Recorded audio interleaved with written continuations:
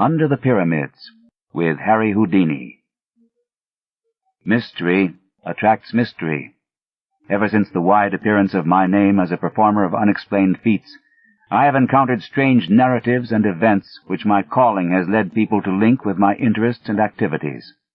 Some of these have been trivial and irrelevant, some deeply dramatic and absorbing, some productive of weird and perilous experiences, and some involving me in extensive scientific and historical research. Many of these matters I have told, and shall continue to tell very freely. But there is one of which I speak with great reluctance, and which I am now relating only after a session of grilling persuasion from the publishers of this magazine, who had heard vague rumors of it from other members of my family. The hitherto guarded subject pertains to my non-professional visit to Egypt 14 years ago, and has been avoided by me for several reasons. For one thing, I am averse to exploiting certain unmistakably actual facts and conditions obviously unknown to the myriad tourists who throng about the pyramids, and apparently secreted with much diligence by the authorities at Cairo, who cannot be wholly ignorant of them. For another thing, I dislike to recount an incident in which my own fantastic imagination must have played so great a part. What I saw, or thought I saw, certainly did not take place, but is rather to be viewed as a result of my then recent readings in Egyptology, and of the speculations anent this theme which my environment naturally prompted. These imaginative stimuli, magnified by the excitement of an actual event terrible enough in itself, undoubtedly gave rise to the culminating horror of that grotesque night so long past. In January 1910, I had finished a professional engagement in England and signed a contract for a tour of Australian theatres. A liberal time being allowed for the trip, I determined to make the most of it in the sort of travel which chiefly interests me. So, accompanied by my wife, I drifted pleasantly down the continent and embarked at Marseille on the P&O steamer Malwa, bound for Port Said. From that point, I proposed to visit the principal historical localities of Lower Egypt before leaving finally for Australia. The voyage was an agreeable one, and enlivened by many of the amusing incidents which befall a magical performer apart from his work. I had intended, for the sake of quiet travel, to keep my name a secret, but was goaded into betraying myself by a fellow magician whose anxiety to astound the passengers with ordinary tricks tempted me to duplicate and exceed his feats in a manner quite destructive of my incognito. I mention this because of its ultimate effect, an effect I should have foreseen before unmasking to a shipload of tourists about to scatter throughout the Nile Valley. What it did was to herald my identity wherever I subsequently went, and deprive my wife and me of all the placid inconspicuousness we had sought. Traveling to seek curiosities, I was often forced to stand inspection as a sort of curiosity myself. We had come to Egypt in search of the picturesque and the mystically impressive, but found little enough when the ship edged up to Port Said and discharged its passengers in small boats. Low dunes of sand, bobbing buoys in shallow water, and a drearily European small town with nothing of interest save the great Lesseps statue made us anxious to get on to something more worth our while.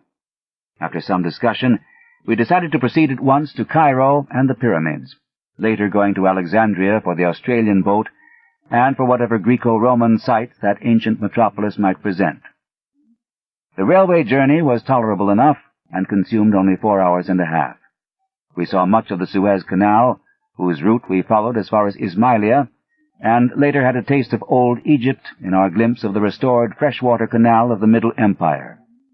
Then, at last, we saw Cairo glimmering through the growing dusk, a twinkling constellation which became a blaze as we halted at the great Gare Centrale.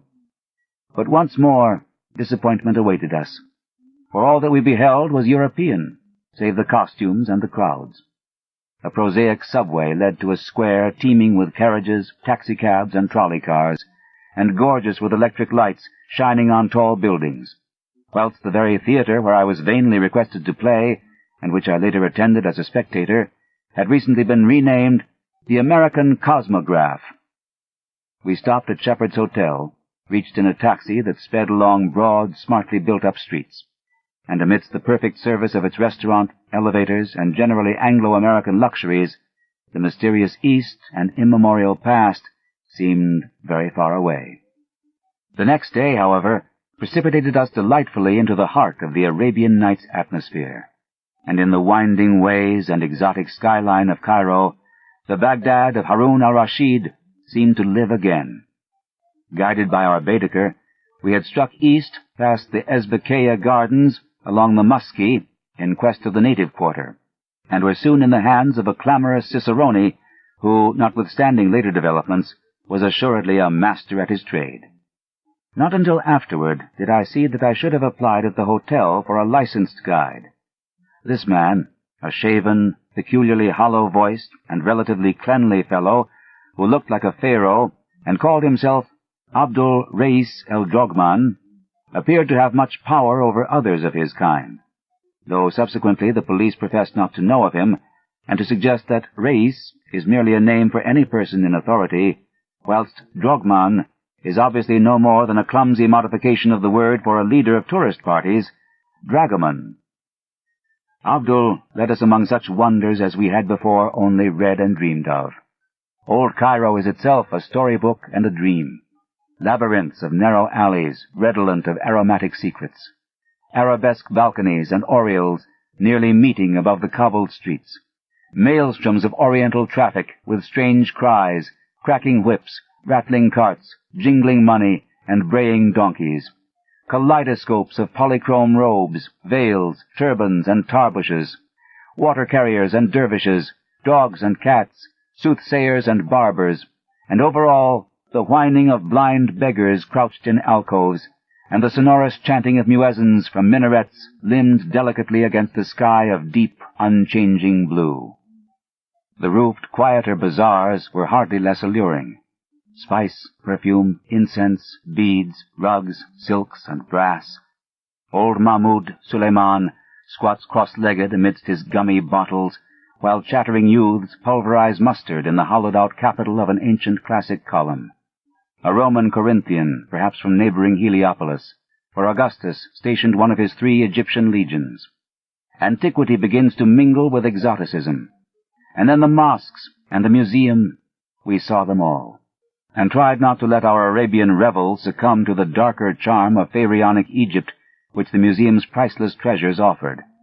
That was to be our climax, and for the present we concentrated on the medieval Saracenic glories of the caliphs, whose magnificent tomb mosques form a glittering fairy necropolis on the edge of the Arabian desert.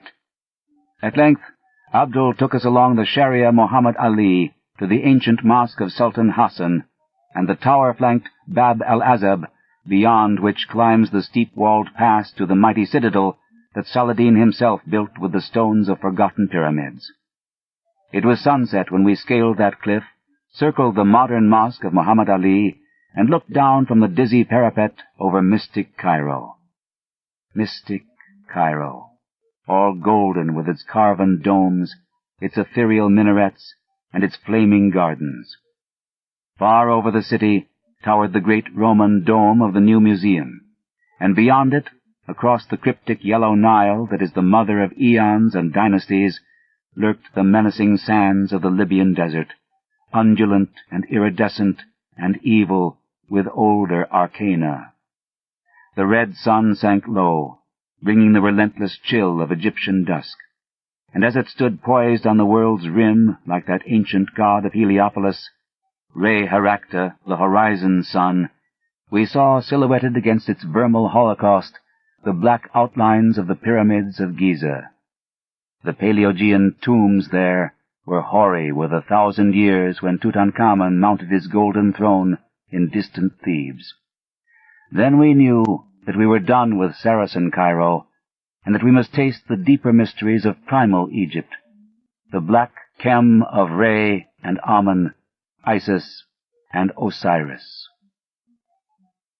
The next morning we visited the pyramids, riding out in a victoria across the great Nile bridge with its bronze lions, the island of Gezira with its massive lebbek trees, and the smaller English bridge to the western shore.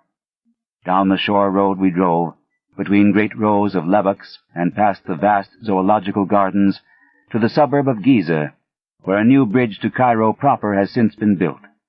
Then, turning inland along the Sharia el-Haram, we crossed a region of glassy canals and shabby native villages till before us loomed the objects of our quest, cleaving the mists of dawn and forming inverted replicas in the roadside pools. 40 centuries, as Napoleon had told his campaigners there, indeed looked down upon us. The road now rose abruptly, till we finally reached our place of transfer between the trolley station and the Mina House Hotel. Abdul Reis, who capably purchased our pyramid tickets, seemed to have an understanding with the crowding, yelling, and offensive Bedouins who inhabited a squalid mud village some distance away and pestiferously assailed every traveler, for he kept them very decently at bay and secured an excellent pair of camels for us, himself mounting a donkey and assigning the leadership of our animals to a group of men and boys more expensive than useful. The area to be traversed was so small that camels were hardly needed, but we did not regret adding to our experience this troublesome form of desert navigation. The pyramids stand on a high rock plateau. This group, forming next to the northernmost of the series of regal and aristocratic cemeteries built in the neighborhood of the extinct capital, Memphis, which lay on the same side of the Nile, somewhat south of Giza, and which flourished between 3,400 and 2000 B.C. The greatest pyramid, which lies nearest the modern road, was built by King Cheops, or Khufu, about 2,800 B.C., and stands more than 450 feet in perpendicular height. In the line southwest from this are successively the second pyramid, built a generation later by King Khephren, and, though slightly smaller, looking even larger because set on higher ground, and the radically smaller third pyramid of King Mycerinus, built about 2,700 B.C. Near the edge of the plateau, and due east of the second pyramid, with a face probably altered to form a colossal portrait of Khephren, its royal restorer, stands the monstrous Sphinx, mute, sardonic, and wise beyond mankind and memory. Minor pyramids, and the traces of ruined minor pyramids, are found in several places, and the whole plateau is pitted with the tombs of dignitaries of less than royal rank. These latter were originally marked by mastabas, or stone bench-like structures about the deep burial shafts, as found in other Memphian cemeteries, and exemplified by Perneb's tomb in the Metropolitan Museum of New York. At Giza, however, all such visible things have been swept away by time and pillage, and only the rock-hewn shafts, either sand-filled or cleared out by archaeologists, remain to attest their former existence. Connected with each tomb was a chapel in which priests and relatives offered food and prayer to the hovering Ka, or vital principle of the deceased. The small tombs have their chapels contained in their stone mastabas, or superstructures, but the mortuary chapels of the pyramids, where regal pharaohs lay, were separate temples, each to the east of its corresponding pyramid, and connected by a causeway to a massive gate chapel, or propylon, at the edge of the rock plateau. The gate chapel leading to the second pyramid, nearly buried in the drifting sands, yawns subterraneously southeast of the Sphinx. Persistent tradition dubs it the Temple of the Sphinx, and it may perhaps be rightly called such if the Sphinx indeed represents the second pyramid's builder, Khephren. There are unpleasant tales of the Sphinx before Khephren, but whatever its elder features were, the monarch replaced them with his own, that men might look at the colossus without fear. It was in the great gateway temple that the life-size diorite statue of Khephren, now in the Cairo Museum, was found, a statue before which I stood in awe when I beheld it. Whether the whole edifice is now excavated, I am not certain, but in 1910 most of it was below ground, with the entrance heavily barred at night. Germans were in charge of the work, and the war or other things may have stopped them.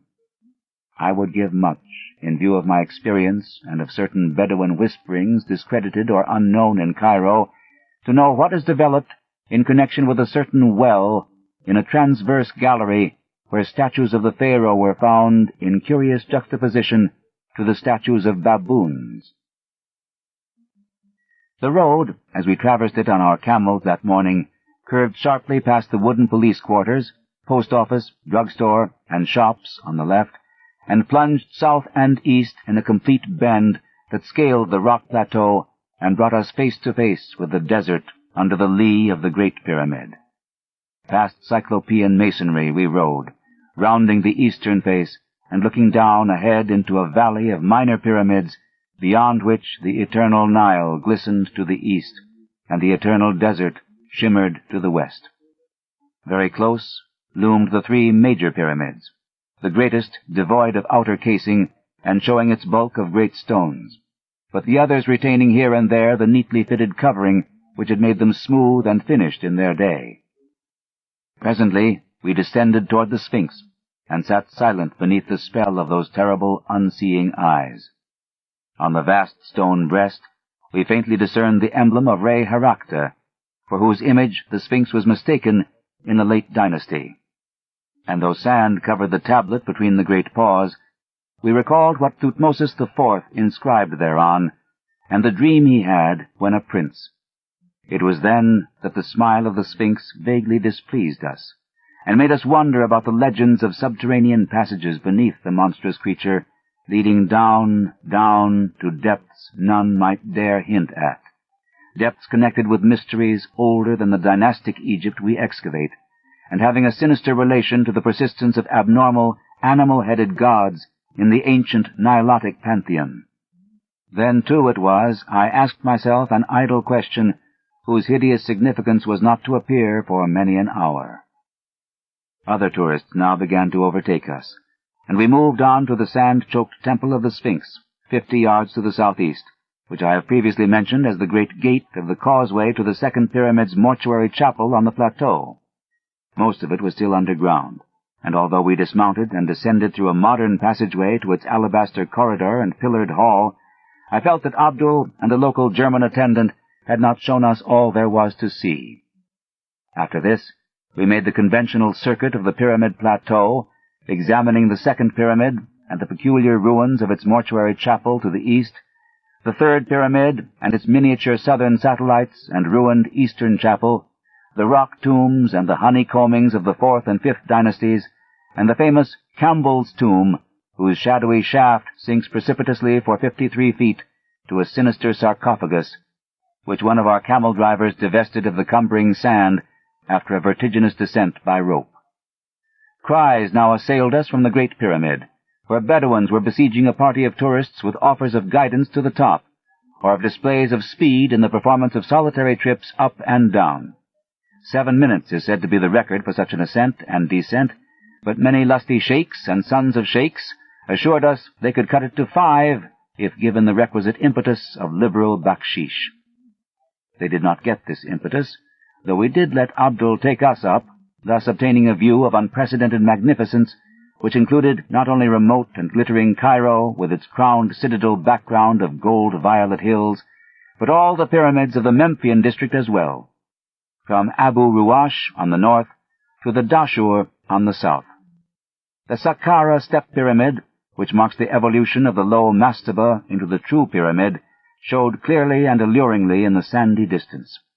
It is close to this transition monument that the famed tomb of Perneb was found, more than 400 miles north of the Theban rock valley where Tutankhamun sleeps. Again I was forced to silence through sheer awe. The prospect of such antiquity, and the secrets each hoary monument seemed to hold and brood over, filled me with a reverence and sense of immensity nothing else ever gave me. Fatigued by our climb, and disgusted with the importunate Bedouins, whose actions seemed to defy every rule of taste, we omitted the arduous detail of entering the cramped interior passages of any of the pyramids, though we saw several of the hardiest tourists preparing for the suffocating crawl through Cheops' mightiest memorial. As we dismissed and overpaid our local bodyguard, and drove back to Cairo with Abdul Reis under the afternoon sun, we half regretted the omission we had made. Such fascinating things were whispered about lower pyramid passages not in the guidebooks, passages whose entrances had been hastily blocked up and concealed by certain uncommunicative archaeologists who had found and begun to explore them. Of course, this whispering was largely baseless on the face of it, but it was curious to reflect how persistently visitors were forbidden to enter the pyramids at night, or to visit the lowest burrows and crypt of the Great Pyramid. Perhaps in the latter case, it was the psychological effect which was feared, the effect on the visitor of feeling himself huddled down beneath a gigantic world of solid masonry, joined to the life he has known by the merest tube, in which he may only crawl, and which any accident or evil design might block. The whole subject seemed so weird and alluring that we resolved to pay the Pyramid Plateau another visit at the earliest possible opportunity. For me, this opportunity came much earlier than I expected. That evening, the members of our party feeling somewhat tired after the strenuous program of the day, I went alone with Abdul Reis for a walk through the picturesque Arab quarter. Though I had seen it by day, I wished to study the alleys and bazaars in the dusk, when rich shadows and mellow gleams of light would add to their glamour and fantastic illusion. The native crowds were thinning, but were still very noisy and numerous when we came upon a knot of reveling Bedouins in the Souk Anahassin, or Bazaar of the Coppersmiths. Their apparent leader, an insolent youth with heavy features and saucily cocked tarbush, took some notice of us, and evidently recognized with no great friendliness my competent, but admittedly supercilious and sneeringly disposed guide. Perhaps, I thought, he resented that odd reproduction of the Sphinx's half-smile, which I had often remarked with amused irritation. Or perhaps he did not like the hollow and sepulchral resonance of Abdul's voice. At any rate, the exchange of ancestrally opprobrious language became very brisk, and before long, Ali Ziz, as I heard the stranger called when called by no worse name, began to pull violently at Abdul's robe, an action quickly reciprocated, and leading to a spirited scuffle in which both combatants lost their sacredly cherished headgear and would have reached an even direr condition had I not intervened and separated them by main force. My interference, at first seemingly unwelcome on both sides, succeeded at last in effecting a truce.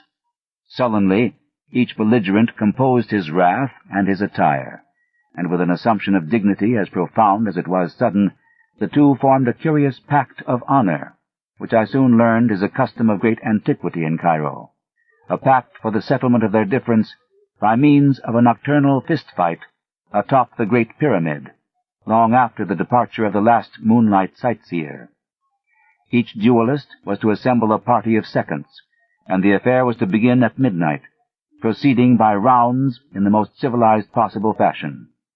In all this planning, there was much which excited my interest. The fight itself promised to be unique and spectacular, while the thought of the scene on that hoary pile overlooking the antediluvian plateau of Giza under the wan moon of the pallid small hours appealed to every fiber of imagination in me. A request found Abdul exceedingly willing to admit me to his party of seconds, so that all the rest of the early evening I accompanied him to various dens in the most lawless regions of the town, mostly northeast of the Ezbekaya, where he gathered one by one a select and formidable band of congenial cutthroats as his pugilistic background. Shortly after 9, our party, mounted on donkeys bearing such royal or tourist-reminiscent names as Ramesses, Mark Twain, J.P. Morgan, and Minnehaha, edged through street labyrinths, both oriental and occidental, crossed the muddy and mast-forested Nile by the bridge of the Bronze Lions, and cantered philosophically between the lebbeks on the road to Giza. Slightly over 2 hours were consumed by the trip, toward the end of which we passed the last of the returning tourists, saluted the last inbound trolley car, and were alone with the night and the past and the spectral moon. Then we saw the vast pyramids at the end of the avenue, ghoulish with a dim, atavistical menace which I had not seemed to notice in the daytime. Even the smallest of them held a hint of the ghastly, for was it not in this that they had buried Queen Nitocris alive in the 6th dynasty? Subtle Queen Nitocris, who once invited all her enemies to a feast in a temple below the Nile, and drowned them by opening the water gates. I recalled that the Arabs whisper things about Nitocris, and shun the third pyramid at certain phases of the moon. It must have been over her that Thomas More was brooding when he wrote a thing muttered about by Memphian boatmen, the subterranean nymph that dwells mid sunless gems and glories hid, the Lady of the Pyramid. Early as we were, Ali Ziz and his party were ahead of us, for we saw their donkeys outlined against the desert plateau at Kafr el-Haram, toward which squalid Arab settlement, close to the Sphinx, we had diverged instead of following the regular road to the Mina house, where some of the sleepy, inefficient police might have observed and halted us. Here, where filthy Bedouins stabled camels and donkeys in the rock tombs of Khephr's courtiers, we were led up the rocks and over the sand to the Great Pyramid, up whose time-worn sides the Arabs swarmed eagerly, Abdul Reis offering me the assistance I did not need. As most travelers know, the actual apex of this structure has long been worn away, leaving a reasonably flat platform 12 yards square.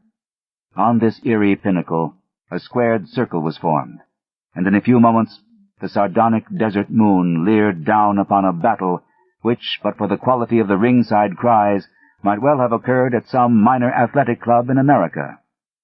As I watched it, I felt that some of our less desirable institutions were not lacking, for every blow, feint, and defense bespoke stalling to my not inexperienced eye. It was quickly over, and despite my misgivings as to methods, I felt a sort of proprietary pride when Abdul Reis was adjudged the winner. Reconciliation was phenomenally rapid, and amidst the singing, fraternizing, and drinking which followed, I found it difficult to realize that a quarrel had ever occurred.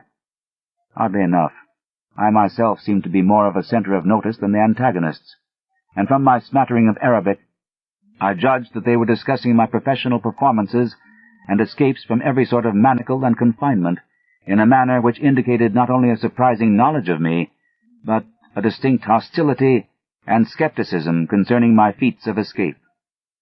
It gradually dawned on me that the elder magic of Egypt did not depart without leaving traces, and that fragments of a strange secret lore and priestly cult practices have survived surreptitiously among the Fellahin to such an extent that the prowess of a strange Hawi or magician is resented and disputed. I thought of how much my hollow-voiced guide Abdul Reis looked like an old Egyptian priest or pharaoh or smiling sphinx, and wondered. Suddenly, something happened which in a flash proved the correctness of my reflections and made me curse the denseness whereby I had accepted this night's events as other than the empty and malicious frame-up they now showed themselves to be. Without warning, and doubtless in answer to some subtle sign from Abdul, the entire band of Bedouins precipitated itself upon me, and having produced heavy ropes, soon had me bound as securely as I was ever bound in the course of my life, either on the stage or off. I struggled at first, but soon saw that one man could make no headway against a band of over 20 sinewy barbarians. My hands were tied behind my back, my knees bent to their fullest extent, and my wrists and ankles stoutly linked together with unyielding cords. A stifling gag was forced into my mouth, and a blindfold fastened tightly over my eyes. Then, as the Arabs bore me aloft on their shoulders and began a jouncing descent of the pyramid, I heard the taunts of my late guide Abdul, who mocked and jeered delightedly in his hollow voice, and assured me that I was soon to have my magic powers put to a supreme test, which would quickly remove any egotism I might have gained through triumphing over all the tests offered by America and Europe. Egypt, he reminded me, is very old, and full of inner mysteries and antique powers not even conceivable to the experts of today, whose devices had so uniformly failed to entrap me.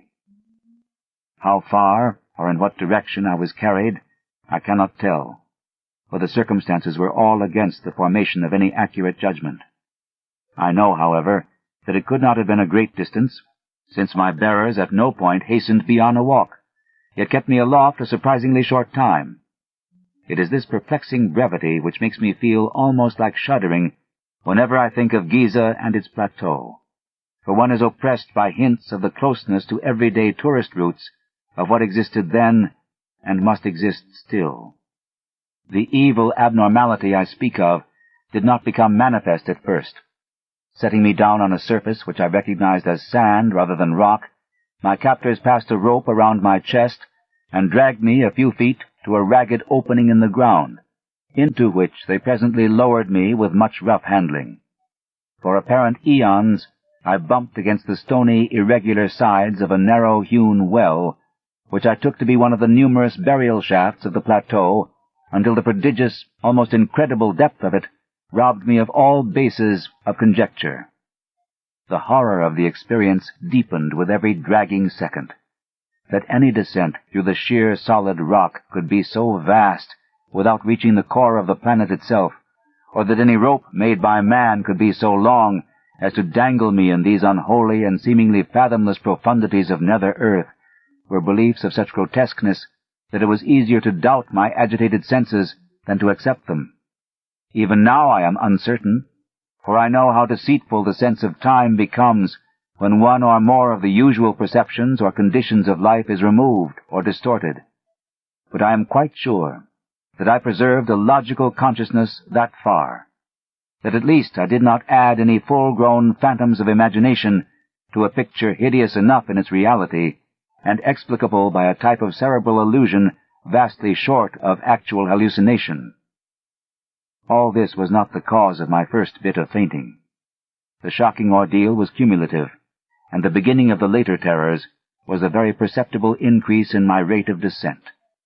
They were paying out that infinitely long rope very swiftly now, and I scraped cruelly against the rough and constricted sides of the shaft as I shot madly downward. My clothing was in tatters, and I felt the trickle of blood all over, even above the mounting and excruciating pain. My nostrils, too, were assailed by a scarcely definable menace, a creeping odor of damp and staleness, curiously unlike anything I had ever smelt before, and having faint overtones of spice and incense that lent an element of mockery. Then the mental cataclysm came. It was horrible, hideous beyond all articulate description, because it was of the soul, with nothing of detail to describe. It was the ecstasy of nightmare and the summation of the fiendish. The suddenness of it was apocalyptic and demoniac.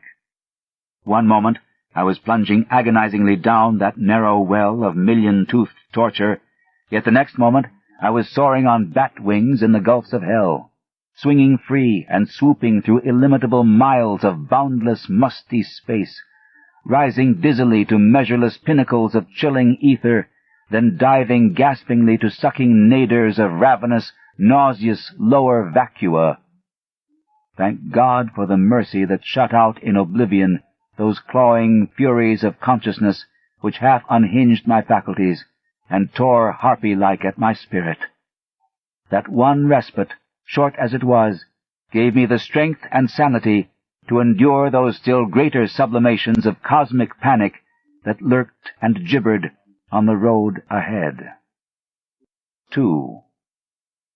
It was very gradually that I regained my senses after that eldritch flight through Stygian space. The process was infinitely painful, and colored by fantastic dreams in which my bound and gagged condition found singular embodiment. The precise nature of these dreams was very clear while I was experiencing them, but became blurred in my recollection almost immediately afterward, and was soon reduced to the merest outline by the terrible events, real or imaginary, which followed. I dreamed that I was in the grasp of a great and horrible paw, a yellow, hairy, 5-clawed paw which had reached out of the earth to crush and engulf me, and when I stopped to reflect what the paw was, it seemed to me that it was Egypt. In the dream, I looked back at the events of the preceding weeks, and saw myself lured and enmeshed little by little, subtly and insidiously, by some hellish ghoul spirit of the elder Nile sorcery, some spirit that was in Egypt before ever man was, and that will be when man is no more. I saw the horror and unwholesome antiquity of Egypt, and the grisly alliance it has always had with the tombs and temples of the dead. I saw phantom processions of priests with the heads of bulls, falcons, cats, and ibises, phantom processions marching interminably through subterraneous labyrinths and avenues of titanic propylaea, beside which a man is as a fly, and offering unnameable sacrifices to indescribable gods. Stone colossi marched in endless night, and drove herds of grinning androsphinxes down to the shores of illimitable stagnant rivers of pitch. And behind it all, I saw the ineffable malignity of primordial necromancy, black and amorphous, and fumbling greedily after me in the darkness to choke out the spirit that had dared to mock it by emulation. In my sleeping brain there took shape a melodrama of sinister hatred and pursuit, and I saw the black soul of Egypt singling me out and calling me in inaudible whispers, calling and luring me, leading me on with the glitter and glamour of Saracenic surface, but ever pulling me down to the age-mad catacombs and horrors of its dead and abysmal pharaonic heart. Then the dream faces took on human resemblances, and I saw my guide, Abdul Reis, in the robes of a king, with the sneer of the Sphinx on his features, and I knew that those features were the features of Khephren the Great, who raised the second pyramid, carved over the Sphinx's face in the likeness of his own, and built that titanic gateway temple whose myriad corridors the archaeologists think they have dug out of the cryptical sand and the uninformative rock. And I looked at the long, lean, rigid hand of Khephren, the long, lean, rigid hand as I had seen it on the diorite statue in the Cairo Museum, the statue they had found in the terrible gateway temple, and I wondered that I had not shrieked when I saw it on Abdul Reis. That hand, it was hideously cold, and it was crushing me. It was the cold and cramping of the sarcophagus, the chill and constriction of unrememberable Egypt. It was nighted, necropolitan Egypt itself, that yellow paw, and they whisper such things of Khephren. But at this juncture I began to awake, or at least to assume a condition less completely that of sleep than the one just preceding. I recalled the fight atop the pyramid, the treacherous Bedouins and their attack, my frightful descent by rope through endless rock depths, and my mad swinging and plunging in a chill void redolent of aromatic putrescence. I perceived that I now lay on a damp rock floor, and that my bonds were still biting into me with unloosened force.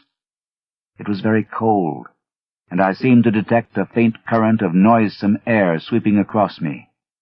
The cuts and bruises I had received from the jagged sides of the rock shaft were paining me woefully, their soreness enhanced to a stinging or burning acuteness by some pungent quality in the faint draught, and the mere act of rolling over was enough to set my whole frame throbbing with untold agony. As I turned, I felt a tug from above, and concluded that the rope whereby I was lowered still reached to the surface. Whether or not the Arabs still held it, I had no idea, nor had I any idea how far within the earth I was. I knew that the darkness around me was wholly or nearly total, since no ray of moonlight penetrated my blindfold, but I did not trust my senses enough to accept as evidence of extreme depth the sensation of vast duration which had characterized my descent. Knowing at least that I was in a space of considerable extent, reached from the surface directly above by an opening in the rock, I doubtfully conjectured that my prison was perhaps the buried gateway chapel of old Khephren, the temple of the Sphinx, perhaps some inner corridor, which the guides had not shown me during my morning visit, and from which I might easily escape if I could find my way to the barred entrance. It would be a labyrinthine wandering, but no worse than others out of which I had in the past found my way. The first step was to get free of my bonds, gag, and blindfold, and this I knew would be no great task, since subtler experts than these Arabs had tried every known species of fetter upon me during my long and varied career as an exponent of escape, yet had never succeeded in defeating my methods. Then it occurred to me that the Arabs might be ready to meet and attack me at the entrance upon any evidence of my probable escape from the binding cords, as would be furnished by any decided agitation of the rope which they probably held. This, of course, was taking for granted that my place of confinement was indeed Khephren Temple of the Sphinx. The direct opening in the roof, wherever it might lurk, could not be beyond easy reach of the ordinary modern entrance near the Sphinx, if in truth it were any great distance at all on the surface, since the total area known to visitors is not at all enormous. I had not noticed any such opening during my daytime pilgrimage, but I knew that these things are easily overlooked amidst the drifting sands.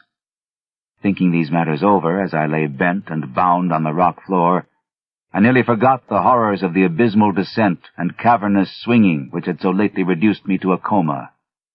My present thought was only to outwit the Arabs, and I accordingly determined to work myself free as quickly as possible, avoiding any tug on the descending line which might betray an effective or even problematical attempt at freedom. This, however, was more easily determined than effected. A few preliminary trials made it clear that little could be accomplished without considerable motion, and it did not surprise me when, after one especially energetic struggle, I began to feel the coils of falling rope as they piled up about me and upon me. Obviously, I thought, the Bedouins had felt my movements and released their end of the rope, hastening no doubt to the temple's true entrance to lie murderously in wait for me. The prospect was not pleasing, but I had faced worse in my time without flinching, and would not flinch now. At present, I must first of all free myself of bonds, then trust to ingenuity to escape from the temple unharmed. It is curious how implicitly I had come to believe myself in the old temple of Khephren beside the Sphinx, only a short distance below the ground.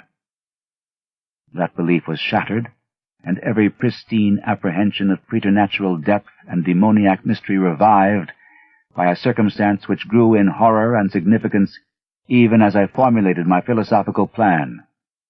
I have said that the falling rope was piling up, about, and upon me. Now I saw that it was continuing to pile, as no rope of normal length could possibly do. It gained in momentum and became an avalanche of hemp, accumulating mountainously on the floor and half burying me beneath its swiftly multiplying coils. Soon I was completely engulfed and gasping for breath as the increasing convolutions submerged and stifled me. My senses tottered again, and I vainly tried to fight off a menace desperate and ineluctable. It was not merely that I was tortured beyond human endurance, not merely that life and breath seemed to be crushed slowly out of me. It was the knowledge of what those unnatural lengths of rope implied, and the consciousness of what unknown and incalculable gulfs of inner earth must at this moment be surrounding me. My endless descent and swinging flight through goblin space, then, must have been real, and even now I must be lying helpless in some nameless cavern world toward the core of the planet. Such a sudden confirmation of ultimate horror was insupportable, and a second time I lapsed into merciful oblivion. When I say oblivion, I do not imply that I was free from dreams. On the contrary, my absence from the conscious world was marked by visions of the most unutterable hideousness. God, if only I had not read so much Egyptology before coming to this land, which is the fountain of all darkness and terror. This second spell of fainting filled my sleeping mind anew with shivering realization of the country and its archaic secrets, and through some damnable chance my dreams turned to the ancient notions of the dead, and their sojournings in soul and body beyond those mysterious tombs which were more houses than graves. I recalled in dream shapes, which it is well that I do not remember, the peculiar and elaborate construction of Egyptian sepulchres, and the exceedingly singular and terrific doctrines which determined this construction. All these people thought of was death and the dead. They conceived of a literal resurrection of the body, which made them mummify it with desperate care, and preserve all the vital organs in canopic jars near the corpse. Whilst besides the body, they believed in two other elements: the soul, which, after its weighing and approval by Osiris, dwelt in the land of the blessed, and the obscure and portentous Ka, or life principle, which wandered about the upper and lower worlds in a horrible way, demanding occasional access to the preserved body, consuming the food offerings brought by priests and pious relatives to the mortuary chapel, and sometimes, as men whispered, taking its body, or the wooden double always buried beside it, and stalking noxiously abroad on errands peculiarly repellent. For thousands of years those bodies rested gorgeously encased and staring glassily upward when not visited by the Ka, awaiting the day when Osiris should restore both Ka and soul, and lead forth the stiff legions of the dead from the sunken houses of sleep. It was to have been a glorious rebirth, but not all souls were approved, nor were all tombs inviolate, so that certain grotesque mistakes and fiendish abnormalities were to be looked for. Even today, the Arabs murmur of unsanctified convocations and unwholesome worship in forgotten nether abysses, which only winged invisible Kas and soulless mummies may visit and return unscathed. Perhaps the most leeringly blood-congealing legends are those which relate to certain perverse products of decadent priestcraft, composite mummies made by the artificial union of human trunks and limbs with the heads of animals in imitation of the elder gods. At all stages of history, the sacred animals were mummified, so that consecrated bulls, cats, ibises, crocodiles, and the like might return some day to greater glory. But only in the decadence did they mix the human and animal in the same mummy. Only in the decadence, when they did not understand the rights and prerogatives of the Ka and the soul. What happened to those composite mummies is not told of, at least publicly, and it is certain that no Egyptologist ever found one. The whispers of Arabs are very wild, and cannot be relied upon. They even hint that old Khephren, he of the Sphinx, the second pyramid, and the yawning gateway temple, lives far underground, wedded to the ghoul queen Nitocris, and ruling over the mummies that are neither of man nor of beast. It was of these, of Khephren and his consort, and his strange armies of the hybrid dead, that I dreamed. And that is why I am glad the exact dream shapes have faded from my memory. My most horrible vision was connected with an idle question I had asked myself the day before, when looking at the great carven riddle of the desert, and wondering with what unknown depths the temple so close to it might be secretly connected. That question, so innocent and whimsical then, assumed in my dream a meaning of frenetic and hysterical madness. What huge and loathsome abnormality was the Sphinx originally carven to represent? My second awakening, if awakening it was, is a memory of stark hideousness, which nothing else in my life, save one thing which came after, can parallel. And that life has been full and adventurous beyond most men's. Remember that I had lost consciousness whilst buried beneath a cascade of falling rope, whose immensity revealed the cataclysmic depth of my present position. Now, as perception returned, I felt the entire weight gone, and realized upon rolling over that although I was still tied, gagged, and blindfolded, some agency had removed completely the suffocating hempen landslide which had overwhelmed me. The significance of this condition, of course, came to me only gradually, but even so, I think it would have brought unconsciousness again, had I not by this time reached such a state of emotional exhaustion that no new horror could make much difference. I was alone. With what? Before I could torture myself with any new reflection, or make any fresh effort to escape from my bonds, an additional circumstance became manifest. Pains not formerly felt were racking my arms and legs, and I seemed coated with a profusion of dried blood beyond anything my former cuts and abrasions could furnish. My chest, too, seemed pierced by 100 wounds, as though some malign, titanic ibis had been pecking at it. Assuredly, the agency which had removed the rope was a hostile one, and had begun to wreak terrible injuries upon me when somehow impelled to desist. Yet at the time, my sensations were distinctly the reverse of what one might expect. Instead of sinking into a bottomless pit of despair, I was stirred to a new courage and action, for now I felt that the evil forces were physical things which a fearless man might encounter on an even basis. On the strength of this thought, I tugged again at my bonds, and used all the art of a lifetime to free myself, as I had so often done amidst the glare of lights and the applause of vast crowds. The familiar details of my escaping process commenced to engross me, and now that the long rope was gone, I half regained my belief that the supreme horrors were hallucinations after all, and that there had never been any terrible shaft, measureless abyss, or interminable rope. Was I, after all, in the gateway temple of Khephren beside the Sphinx, and had the sneaking Arabs stolen in to torture me as I lay helpless there? At any rate, I must be free. Let me stand up, unbound, ungagged, and with eyes open to catch any glimmer of light which might come trickling from any source, and I could actually delight in the combat against evil and treacherous foes. How long I took in shaking off my encumbrances, I cannot tell. It must have been longer than in my exhibition performances, because I was wounded, exhausted, and enervated by the experiences I had passed through.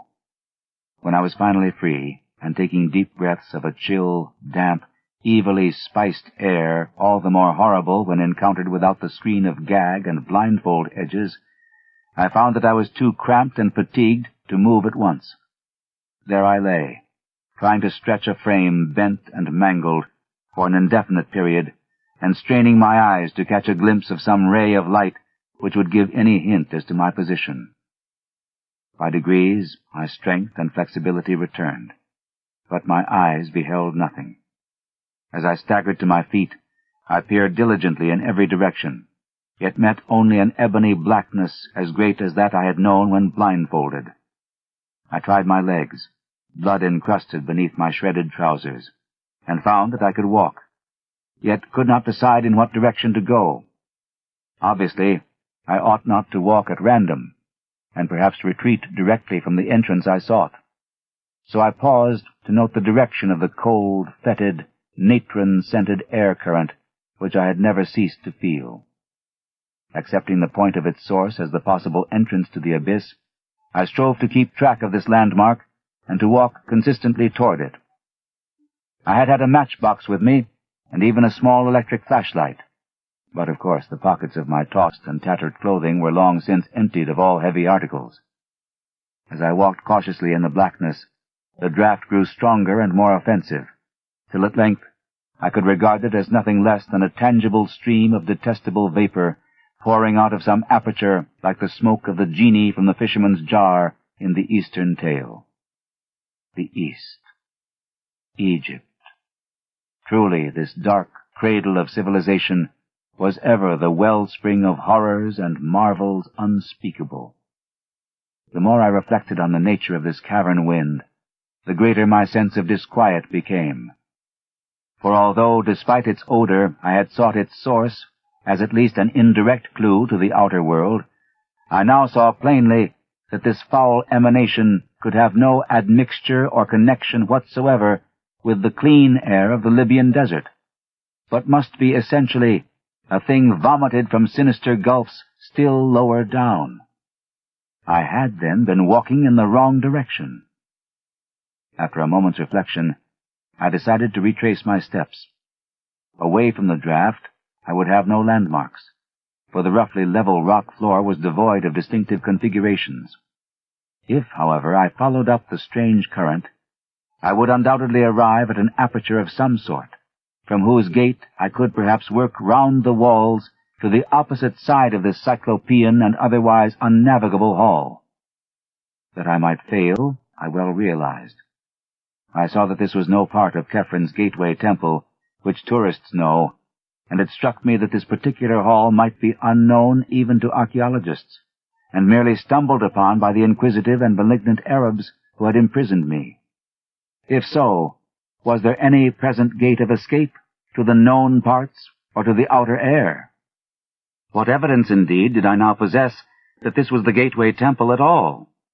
For a moment, all my wildest speculations rushed back upon me, and I thought of that vivid mélange of impressions: descent, suspension in space, the rope, my wounds, and the dreams that were, frankly, dreams. Was this the end of life for me? Or indeed, would it be merciful if this moment were the end? I could answer none of my own questions, but merely kept on till fate for a third time reduced me to oblivion. This time there were no dreams, for the suddenness of the incident shocked me out of all thought, either conscious or subconscious.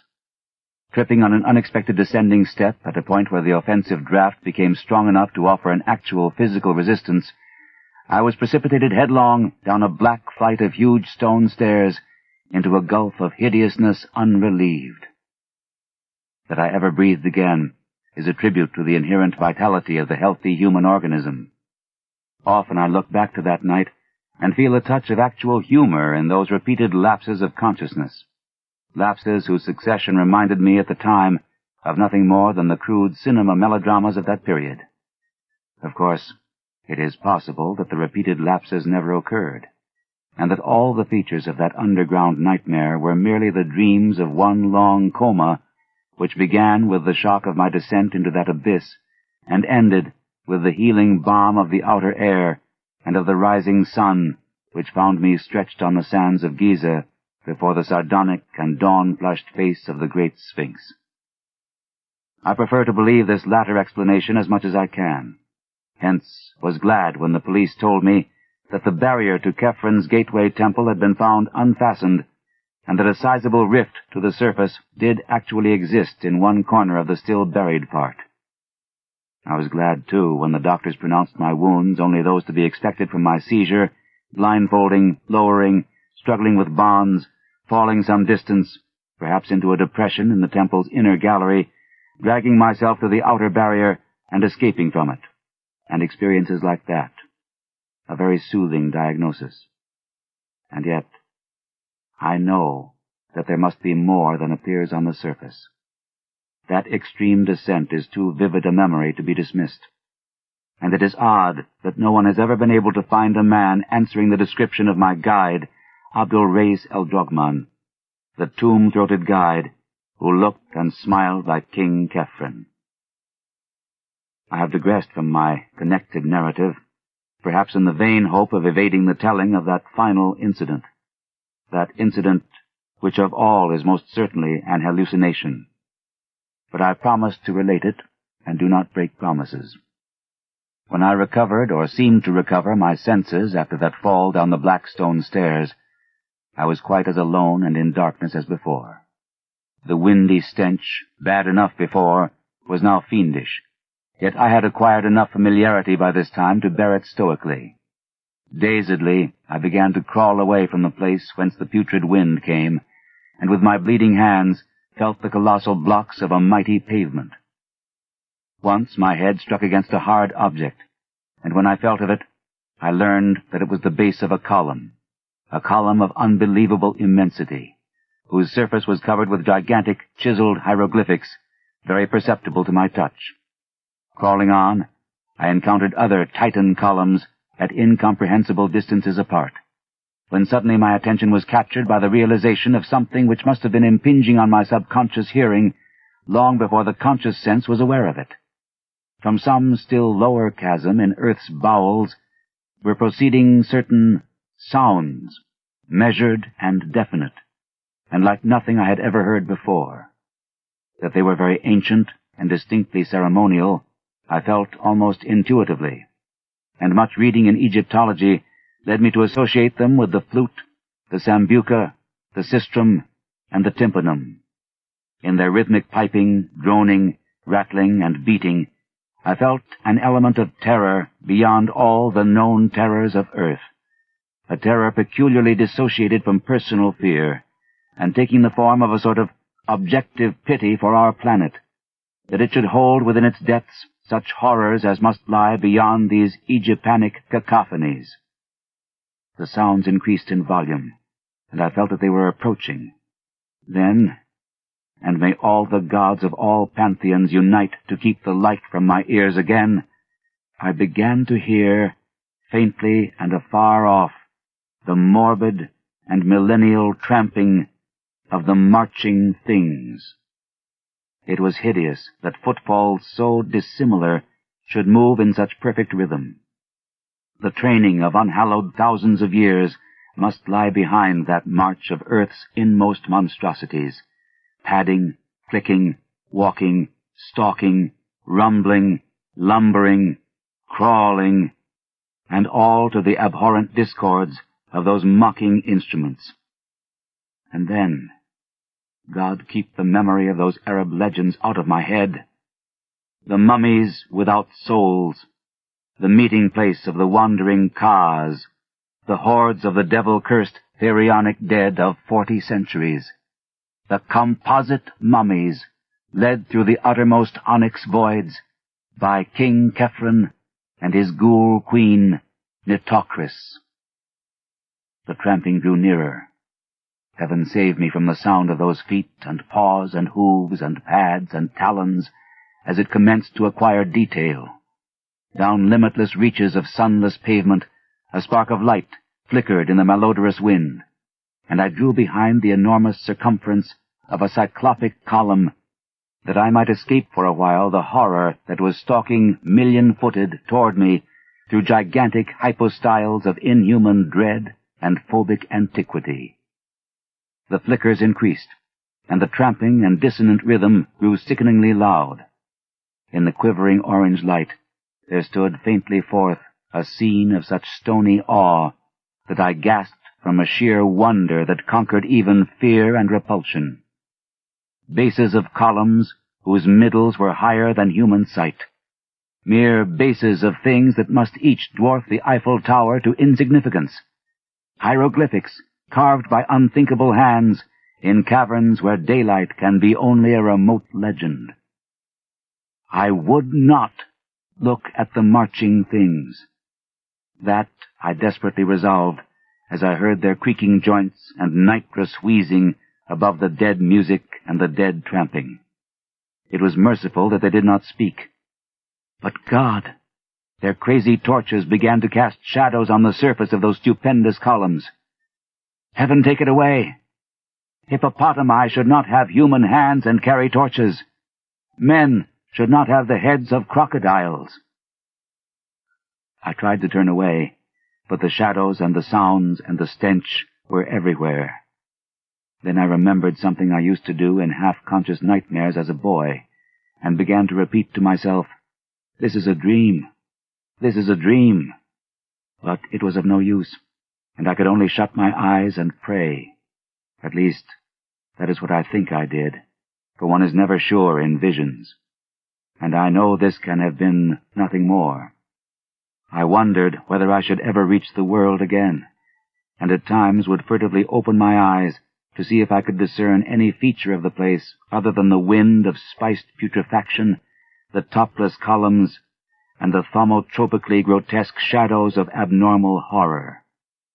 The sputtering glare of multiplying torches now shone, and unless this hellish place were wholly without walls, I could not fail to see some boundary or fixed landmark soon.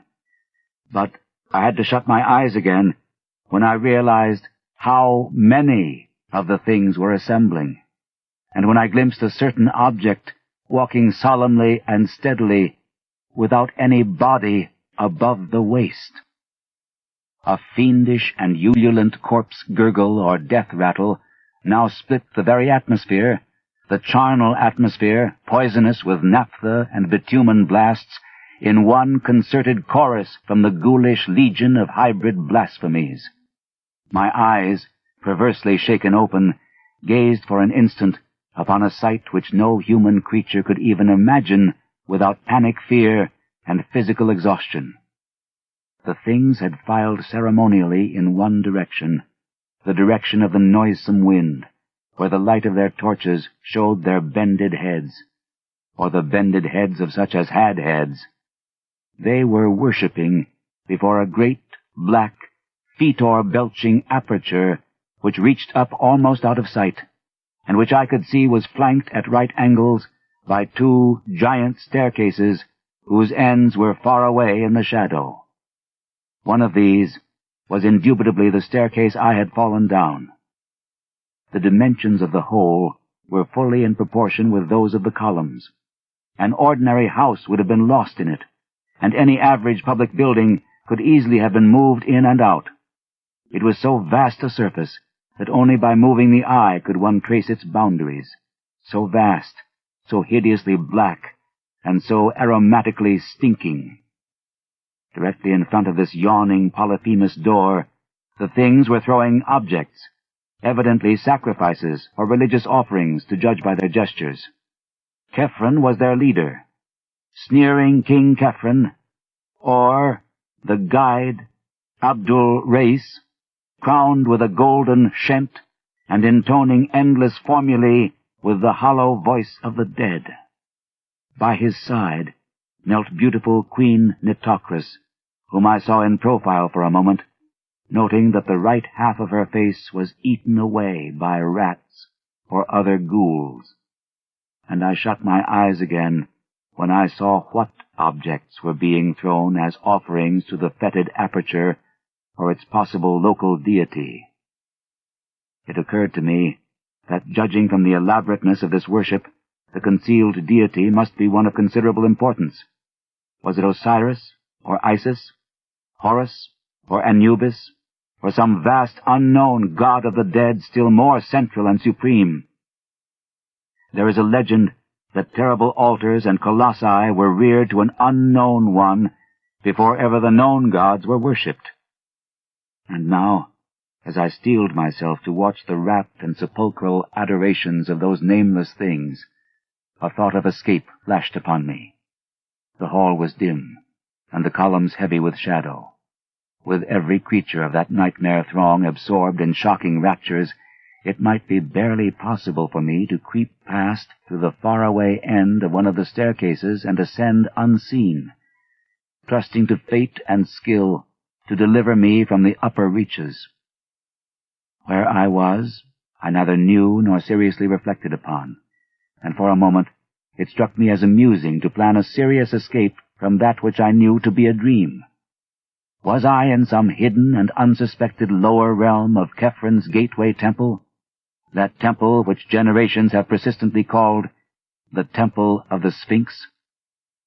I could not conjecture, but I resolved to ascend to life and consciousness if wit and muscle could carry me. Wriggling flat on my stomach, I began the anxious journey toward the foot of the left-hand staircase, which seemed the more accessible of the two. I cannot describe the incidents and sensations of that crawl, but they may be guessed when one reflects on what I had to watch steadily in that malign, wind-blown torchlight in order to avoid detection. The bottom of the staircase was, as I have said, far away in shadow, as it had to be to rise without a bend to the dizzy parapeted landing above the Titanic aperture. This placed the last stages of my crawl at some distance from the noisome herd, though the spectacle chilled me even when quite remote at my right. At length, I succeeded in reaching the steps and began to climb, keeping close to the wall, on which I observed decorations of the most hideous sort, and relying for safety on the absorbed, ecstatic interest with which the monstrosities watched the foul-breezed aperture and the impious objects of nourishment they had flung on the pavement before it. Though the staircase was huge and steep, fashioned of vast porphyry blocks as if for the feet of a giant, the ascent seemed virtually interminable. Dread of discovery and the pain which renewed exercise had brought to my wounds combined to make that upward crawl a thing of agonizing memory. I had intended, on reaching the landing, to climb immediately onward along whatever upper staircase might mount from there, stopping for no last look at the carrion abominations that pawed and genuflected some 70 or 80 feet below. Yet a sudden repetition of that thunderous corpse gurgle and death rattle chorus, coming as I had nearly gained the top of the flight, and showing by its ceremonial rhythm that it was not an alarm of my discovery, caused me to pause and peer cautiously over the parapet.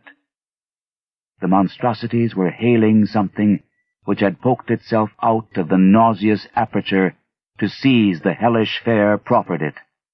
It was something quite ponderous, even as seen from my height, something yellowish and hairy, and endowed with a sort of nervous motion. It was as large, perhaps, as a good-sized hippopotamus, but very curiously shaped. It seemed to have no neck, but 5 separate shaggy heads springing in a row from a roughly cylindrical trunk. The first very small, the second good-sized, the third and fourth equal, and largest of all, and the fifth rather small, though not so small as the first. Out of these heads darted curious, rigid tentacles, which seized ravenously on the excessively great quantities of unmentionable food placed before the aperture. Once in a while, the thing would leap up, and occasionally it would retreat into its den in a very odd manner. Its locomotion was so inexplicable that I stared in fascination, wishing it would emerge farther from the cavernous lair beneath me. Then it did emerge. It did emerge. And at the sight, I turned and fled into the darkness up the higher staircase that rose behind me, fled unknowingly up incredible steps and ladders and inclined planes to which no human sight or logic guided me, and which I must ever relegate to the world of dreams for want of any confirmation. It must have been dream, or the dawn would never have found me breathing on the sands of Giza before the sardonic, dawn-flushed face of the great Sphinx. The great Sphinx. God! That idle question I asked myself on that sun-blessed morning before. What huge and loathsome abnormality was the Sphinx originally carven to represent? Accursed is the sight, be it in dream or not, that revealed to me the supreme horror, the unknown God of the dead, which licks its colossal chops in the unsuspected abyss, fed hideous morsels by soulless absurdities that should not exist. The 5-headed monster that emerged, that 5-headed monster as large as a hippopotamus, the 5-headed monster, and that of which it is the merest forepaw. But I survived, and I know it was only a dream.